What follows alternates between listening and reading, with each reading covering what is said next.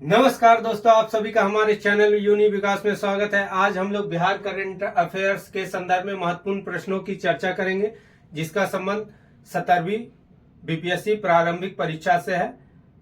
चलिए चर्चा आरंभ करते हैं। हमारे समक्ष प्रथम क्वेश्चन है। स्टेटमेंट 1, मुख्यमंत्री home stay bed and breakfast प्रोत्साहन योजना का आरंभ बिहार पर्यटन नीति 2023 के अनुसार किया गया। स्टेटमेंट 2, इस योजना में कुल 15 जिलों को शामिल किया गया। उपरोक्त में कौन सा कथन सही है? केवल एक, केवल दो, एक एवं दो, इनमें से कोई नहीं। इसका सही उत्तर होगा एक एवं दो। 6 अगस्त 2024 को इस योजना को मंजूरी दी गई, जिसे 15 जिलों में और 28 पर्यटक केंद्रों में लागू किया जाएगा। 15 जिलों में मुंगेर है, रोहतास है, कैमूर है, जमुई है, गया है, सीतामढ़ी आदि जिलों को शामिल किया गया। इस योजना का उद्देश्य है कि जो गांव या शहर के लोग हैं उन्हें आमदनी मुहैया कराने के साथ साथ जो पर्यटक है विदेशी या देसी, वो बिहार के लोकल कल्चर को समझे, वहाँ गाँव में रुक के या शहरों में रुक के, लोगों के घरों में रुक के उनके कल्चर को अच्छी तरह से जाने। इसके शहरों के लिए 5 किलोमीटर का दायरा फिक्स किया गया और गांवों के लिए 10 किलोमीटर का दायरा फिक्स किया गया। इसमें प्रश्न संख्या 2, बिहार के किस खिलाड़ी ने पेरिस पैरा ओलंपिक 2024 में रजत पदक जीता? ऑप्शन है सुधीर कुमार, शरद कुमार, संजय कुमार, शैलेश कुमार। तो ऑप्शन बी इसका सही जवाब है, शरद कुमार, जो मुजफ्फरपुर के पैरा ओलंपिक खिलाड़ी हैं। उन्होंने भारत के लिए रजत पदक जीता। ये ऊंची कूद में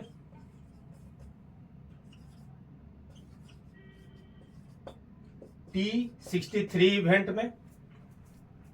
इस पैरा ओलंपिक में भारत जो है 18वें स्थान पे रहा, टोटल 29 पदकों के साथ। इनमें से 7 गोल्ड, 6 सिल्वर और 13 कांस्य पदक शामिल है।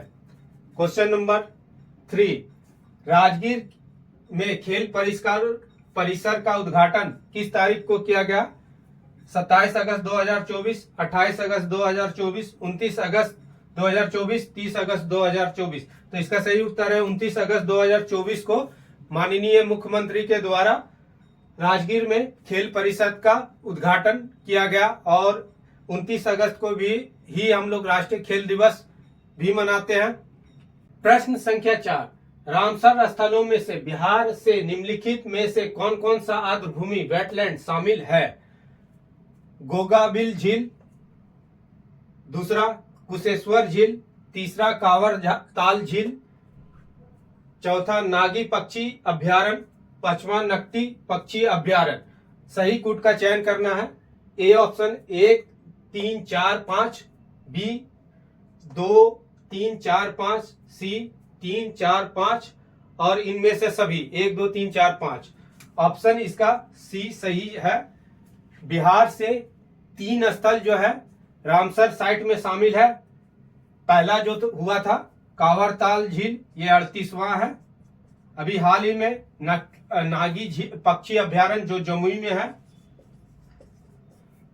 ये 81वां है। नकटी पक्षी अभ्यारण्य ये भी जमुई में है और इसका स्थान 82वां है।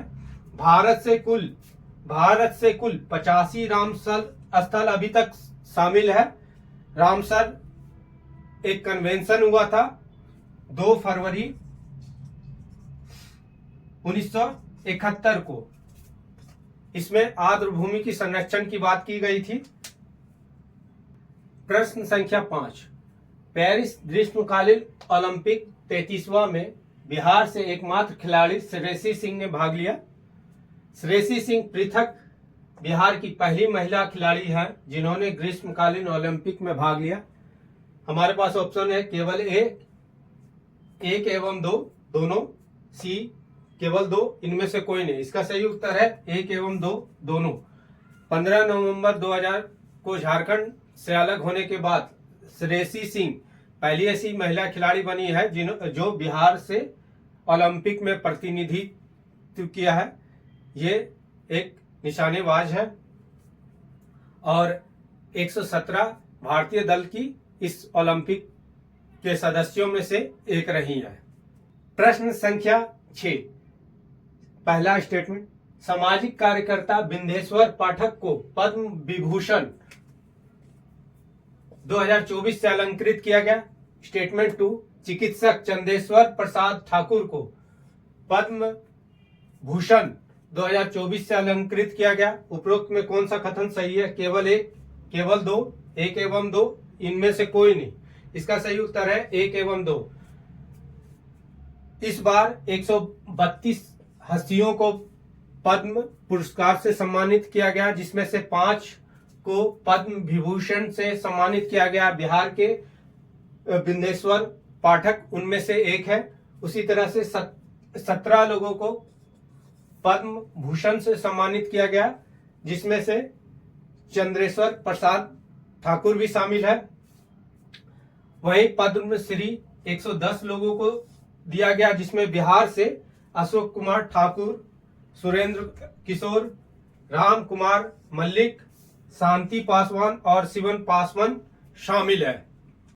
प्रश्न संख्या 7, स्टेटमेंट 1, जननायक कर्पूरी ठाकुर भारत रत्न मरणोपरांत प्राप्त करने वाले 49वें व्यक्ति हैं। उन्होंने मंडल कमीशन से पूर्व 26% आरक्षण बिहार में पहली बार लागू किया। उपरोक्त में कौन सा कथन सही है? केवल दो, केवल एक, ना तो एक ना ही दो, दोनों। एक एवं दो, दोनों सही है। ऑप्शन इसका डी सही है। अभी जनवरी फरवरी में भारत रत्न की घोषणा की गई। कर्पूरी ठाकुर 49वें व्यक्ति है जिन्हें मरणोपरांत भारत रत्न प्राप्त दिया गया है। अभी तक कुल 53 लोगों को भारत रत्न दिया गया है। कर्पूरी ठाकुर बिहार के गैर कांग्रेसी पहले उप मुख्यमंत्री रहे हैं। इसके अलावा वे बिहार के 2 बार मुख्यमंत्री रहे, 1970 से 71 के बीच। उसके बाद 1977-78 में वे बिहार के 78-79 तक बिहार के मुख्यमंत्री रहे। इसके बाद अलावा उन्होंने मंडल कमीशन से पूर्व मुंगेरी लाल कमीशन की सिफारिश पे, यानी आयोग के सिफारिश पे पहली बार बिहार में 26% ओबीसी आरक्षण से संबंधित प्रावधान लागू किया था। प्रश्न संख्या 8, निम्न में से किस राज्य में नीति आयोग द्वारा जारी राष्ट्रीय बहुआयामी गरीबी सूचकांक 2023 में बहुआयामी निर्धनता अनुपात में सर्वाधिक गिरावट आई है? सर्वाधिक गिरावट आई है। सबसे पहले ऑप्शन है Uttar Pradesh, A number, B Bihar, C number Orissa, D Madhya Pradesh. तो इसका सही उत्तर है बिहार। बिहार में जहां 2015-16 में गरीबी का प्रतिशत बहुआयामी गरीबी का प्रतिशत 51.89 था, वहीं 2019-21 में यह घटकर 33.76% हो गया। इस प्रकार टोटल गिरावट 18.86 की प्रतिशत की आई। ऐसे बहुआयामी निर्धनता सूचकांक के अनुसार सबसे सर्वाधिक गरीब राज्य जो है बिहार है और सबसे कम केरल। इसके अलावा नेक्स्ट क्वेश्चन देखते हैं। 2021-22 में बिहार में फसल संघनता यानी क्रॉप डेंसिटी कितनी थी? ऑप्शन है 1.43, B number 1.44 hectare, C number 1.5, D number 1.46, इसका सही उत्तर है सी 1.45 था। बिहार में फसल संगणना 2021-22 में आर्थिक सर्वे 2023-24 के अनुसार। और जिलों में देखें तो सर्वाधिक फसल संगणना वाला जिला जो है जहानाबाद है, जहां 1.93 हेक्टेयर है। वहीं शिवहर जो है 1.90 के साथ दूसरे स्थान पे है। प्रश्न संख्या 10, बिहार के चतुर्थ कृषि रोड मैप के संदर्भ में विचार कीजिए। स्टेटमेंट नंबर 1 है हमारे समक्ष। 18 अक्टूबर 2023 को इसे लॉन्च किया गया था। दूसरा, बिहार के मुख्यमंत्री द्वारा लॉन्च किया गया था। तीसरा, इस कृषि रोड मैप के लिए 1,62,000 करोड़ रुपया की राशि आवंटित की गई है। उपरोक्त में कौन सा कथन सही है? केवल 1 एवं 3, 2 एवं 3 सभी सही है। डी नंबर ऑप्शन है 1 एवं 2, इसका सही उत्तर है केवल 1 एवं 3। यह जो कृषि रोड मैप है 2023 से लेके 2028 तक के लिए है। इसके लिए 1,62,000 करोड़ रुपए का आवंटन किया गया। इसको लॉन्च जो है राष्ट्रपति द्रौपदी मुर्मू के द्वारा किया गया है। प्रश्न संख्या 11, स्टेटमेंट नंबर 1, नालंदा विश्वविद्यालय परिसर का उद्घाटन 19 जून 2024 को किया गया। इस विश्वविद्यालय के कुलाधिपति यानी चांसलर जो है प्रोफेसर अरविंद पनगड़िया है। उपरोक्त में से कौन सा सही है? केवल 1, केवल 2, 1 एवं 2, इनमें से कोई नहीं। इसका सही उत्तर होगा सी नंबर। 19 जून 2024 को माननीय प्रधानमंत्री के द्वारा नालंदा विश्वविद्यालय परिसर का उद्घाटन किया गया। इसके कुलपति जो है कुलाधिपति अरविंद पनगड़िया यानी चांसलर, और कुलाध्यक्ष जिनको विजिटर बोलते हैं राष्ट्रपति द्रौपदी मुर्मू है। अंतरिम कुलापति यानी इंटरिम वाइस चांसलर जो है अभय कुमार सिंह है। प्रश्न संख्या 12, मुख्यमंत्री ग्रामीण सेतु योजना की स्वीकृति 10 सितंबर 2024 को दी गई। मुख्यमंत्री बालिका कैंसर प्रतिरक्षण योजना का संबंध 9 से 14 वर्ष की बालिकाओं का ह्यूमन पोपिलोमा वायरस टीकाकरण से है। उपरोक्त में कौन सा कथन सही है? केवल 1, केवल 2, इनमें से कोई नहीं, और 1 एवं 2, इसका सही उत्तर होगा 1 एवं 2। सर्वाइकल कैंसर से बचाव हेतु मुख्यमंत्री बालिका कैंसर प्रतिरक्षण योजना की शुरुआत की गई है। प्रश्न संख्या 13, निम्न में कौन सुमिलित नहीं है? ऑप्शन 1, जमुई प्राचीन शैल चित्र के प्रमाण प्राप्त होना, कैमूर भभुआ पहाड़ियों पर महापाषाण काल के साक्ष्य प्राप्त होना, अरवल 1100 साल पुरानी भगवान हरिहर नाथ की मूर्ति प्राप्त होना, नालंदा 1200 वर्ष पुरानी 2 लघु स्तूपों की खोज।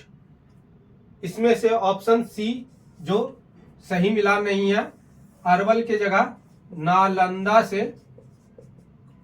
1100 साल पुरानी भगवान हरिहर नाथ की मूर्ति प्राप्त हुई है। प्रश्न संख्या 14, मोदी कैबिनेट 3.0 में बिहार के किस मंत्री को पंचायती राज मंत्री बनाया गया? हमारे पास ऑप्शन नंबर ए है चिराग पासवान, बी नंबर है राजीव रंजन सिंह, सी नंबर है गिरिराज सिंह, डी नंबर है जीतन राम मांझी। तो इनमें से राजीव रंजन सिंह को पंचायती राज मंत्री बनाया गया। वहीं चिराग पासवान को खाद्य और प्रसंस्करण मंत्री, जीतन राम मांझी को स्मॉल स्केल इंडस्ट्री मंत्री बनाया गया। गिरिराज सिंह को कपड़ा मंत्रालय, बिहार से कुल 8 मंत्री हैं, जिनमें 4 कैबिनेट और 4 कैबिनेट राज्य मंत्री है। नित्यानंद राय को गृह मंत्रालय में स्थान दिया गया है कैबिनेट राज्य मंत्री के रूप में। वहीं सतीश चंद्र दुबे को कोयला और खान मंत्रालय दिया गया। प्रश्न संख्या 15, पहला स्टेटमेंट, कमिश्नर विवेक सिंह द्वारा जाति सर्वेक्षण 2023 जारी किया गया बिहार में। दूसरा, स्वतंत्रता के बाद बिहार जाति आधारित जनगणना जारी करवाने वाला भारत का पहला राज्य है। तीसरा, बिहार जाति जनगणना रिपोर्ट के अनुसार कोटिवार में अति पिछड़ा वर्ग का प्रतिशत 36.0148% है। उपरोक्त में कौन सा कथन सही है? केवल 1, 2 एवं 3, B number option, C number 1 एवं 3, डी 1, 2, 3, इसमें सभी सही है।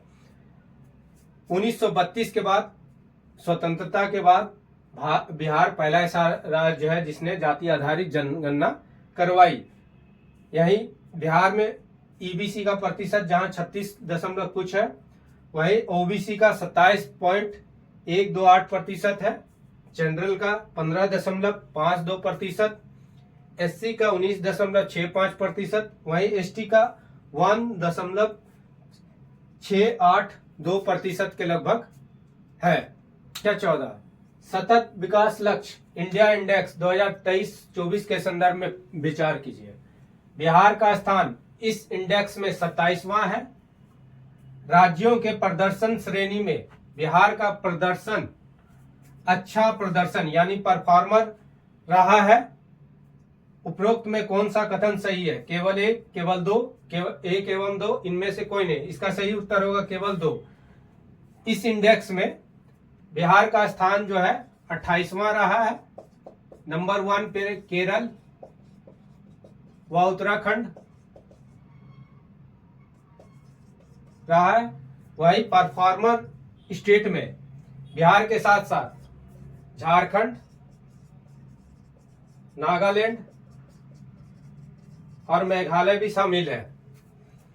प्रश्न संख्या 17, बिहार लोक परीक्षा अनुचित साधन निवारण विधेयक 2024 के संदर्भ में विचार कीजिए। हमारे पास पहला ऑप्शन है, यह विधेयक 24 जुलाई 2024 को विजय कुमार चौधरी के द्वारा विधानसभा में पेश किया गया। दूसरा, अनुचित साधनों और अपराधों में संलिप्त व्यक्ति को 3 वर्ष या 5 वर्ष की सजा हो सकेगी। उपरोक्त में कौन सा कथन सही है? केवल 1, केवल 2, इनमें से कोई नहीं। 1 एवं 2, इसका सही उत्तर होगा 1 एवं 2। इसे क्रमिक मंत्री विजय कुमार चौधरी के द्वारा 24 जुलाई 2024 को विधानसभा में पेश किया गया था। इसके तहत अगर कोई सर्विस प्रोवाइडर है तो उन्हें 1 करोड़ तक का जुर्माना लग जाएगा, या कोई व्यक्ति सम्मिलित पाया जाता है तो उन्हें 3 वर्ष से 5 वर्ष की सजा या 10 लाख रुपए तक का जुर्माना हो सकता है। प्रश्न संख्या 18, 4 मार्च 2024 को राष्ट्रीय डॉल्फिन शोध केंद्र का उद्घाटन भागलपुर में किया गया। Statement number 1। दूसरा, नदी डॉल्फिन के 6 प्रजातियों में से भारत में 2 प्रजातियां पाई जाती है। उपरोक्त में कौन सा कथन सही है? केवल 1, केवल 2, 1 एवं 2, उपरोक्त में कोई नहीं। इसका सही उत्तर है केवल 2 सही है, क्योंकि 4 मार्च 2024 को राष्ट्रीय डॉल्फिन शोध केंद्र का उद्घाटन कहाँ हुआ? ये भारत का पहला है, ये पटना में उद्घाटन इसका हुआ। दूसरा जो है वो भागलपुर में है। उसके बाद हमारे 6 नदी डॉल्फिन के 6 प्रजातियों में 2, एक सिंधु, दूसरा गंगा डॉल्फिन भारत में पाई जाती है। तीसरा महत्वपूर्ण फैक्ट, 5 अक्टूबर को हम लोग राष्ट्रीय डॉल्फिन दिवस के रूप में मनाते हैं। उसके बाद गंगा डॉल्फिन इंडेंजर्ड श्रेणी में शामिल है ICUN के रेड लिस्ट में। प्रश्न संख्या 19, वर्ष 2022-23 की अवधि में बिहार की अर्थव्यवस्था की वृद्धि दर यानी ग्रोथ रेट कितना रही है? ऑप्शन ए है 7.24%, दूसरा है 10.2%, तीसरा है 10.64%, चौथा है 9.2%। तो बिहार की सर्वाधिक भारत में रही है 10.64% के साथ नंबर 1। नंबर 2 असम का 10.2% के साथ। वही भारत का जो रहा है 2022-23 में 7.24%। वही विश्व में जो रहा वर्ल्ड में वो है 3.1%।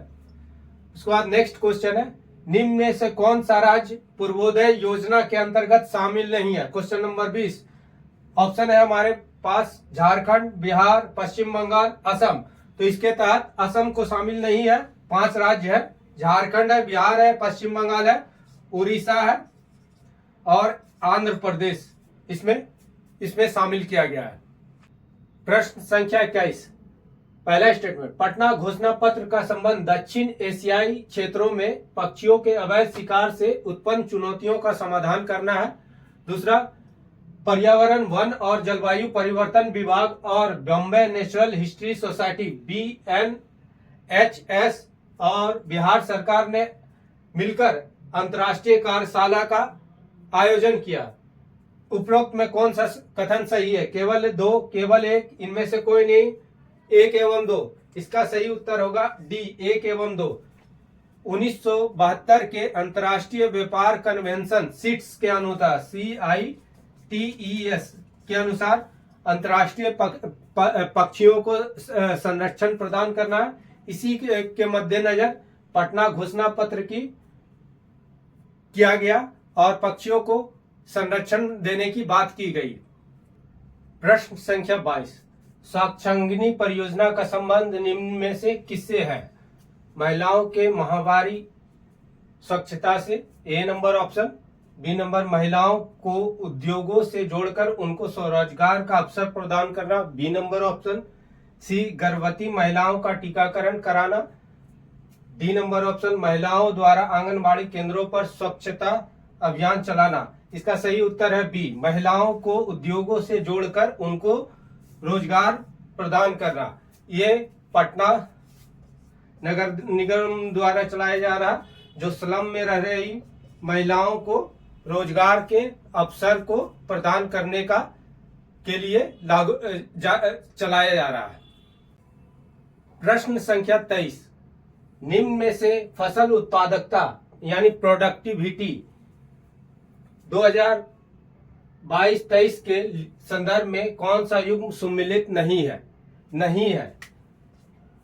ऑप्शन है हमारे पास, ए दलहन पटना उत्पादकता जिला प्रोडक्टिविटी में, बी मक्का अररिया जिला, गेहूं खगड़िया, चावल रोहतास। तो इसका सही उत्तर है ए पटना के जगह ये जो है बेगूसराय जो है दलहन में नंबर 1 प्रोडक्टिव मतलब उत्पादकता में। पटना जो है उत्पादन में, दलहन के उत्पादन में नंबर 1 पटना है। उसके बाद रोहतास जो है गेहूं के उत्पादन में नंबर 1 है, ना कि उत्पादन में। Question number 24। बिहार 2025-26 तक 35% बिजली उत्पादन करने का लक्ष्य नवीकरणीय ऊर्जा स्रोतों के माध्यम से रखा है। पहला स्टेटमेंट। दूसरा, वर्ष 2021-22 में बिहार में प्रति व्यक्ति ऊर्जा खपत 333 यूनिट है। उपरोक्त में कौन सा कथन सही है? केवल 1, केवल 2, 1 एवं 2, इनमें से कोई नहीं। इसका सही उत्तर है केवल 1, क्योंकि वर्ष 2021-22 में जो प्रति व्यक्ति यूनिट बिहार में खर्च है वो 329 यूनिट है, 329। इसका मेंशन आर्थिक सर्वे 2023-24 के बिहार में किया गया है। प्रश्न संख्या 25। पुस्तक या कविता के लेखक। ए नंबर, प्रयोगधर्मी विकासशील वरुण कुमार के द्वारा लिखा गया है। बी जमीन की बात श्याम किशोर पाठक। सी अनार डॉक्टर नारायण के द्वारा। या डी नदी घाटी सभ्यता रीमा झा का क्वेश्चन कहा जा रहा उपरोक्त में कौन सा सुमिलित नहीं है, इन चारों में से कौन सुमिलित नहीं है। तो नदी घाटी सभ्यता के लेखक जो है रिंकी झा ऋषिका है, इनके द्वारा लिखा गया है। क्वेश्चन नंबर 26, केंद्रीय बजट 2024-25 के संदर्भ में विचार कीजिए। स्टेटमेंट है हमारे पास, विकास भी विरासत भी मॉडल के तहत गया में औद्योगिक केंद्र की स्थापना की जाएगी।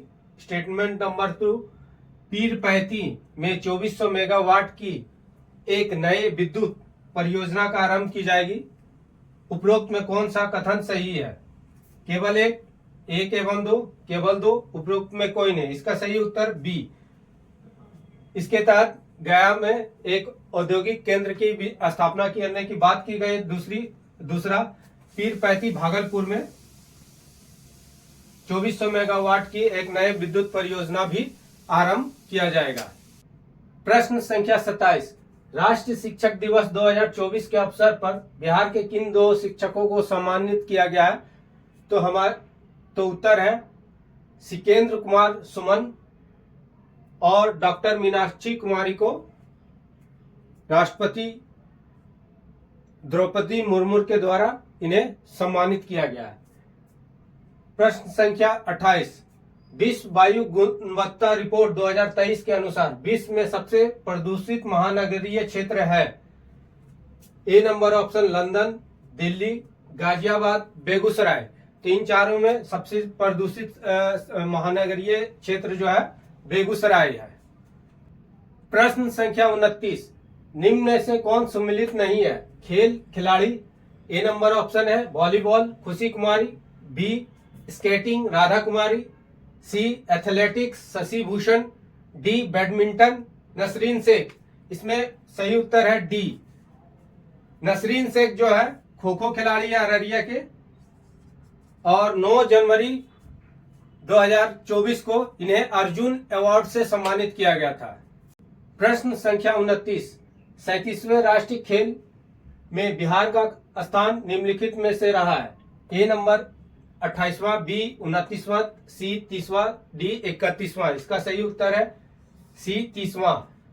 बिहार जो है 3 सिल्वर और 5 कॉपर के साथ यानी कुल 8 पदकों के साथ 30वें स्थान पे रहा। इसका आयोजन जो है गोवा में हुआ था।